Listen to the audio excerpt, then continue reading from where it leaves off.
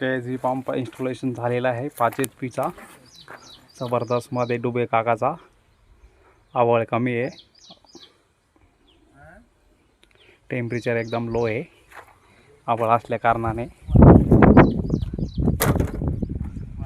जबरदस्त इन्स्टॉलेशन झालेला आहे 5 HP KSB पंप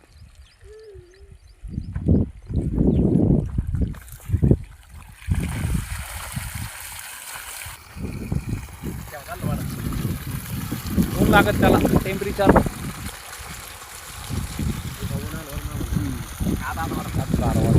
वाढली का टेम्परेचर वाढलं का लगेच धार वाढते आता लो आहे ना एकदम सध्या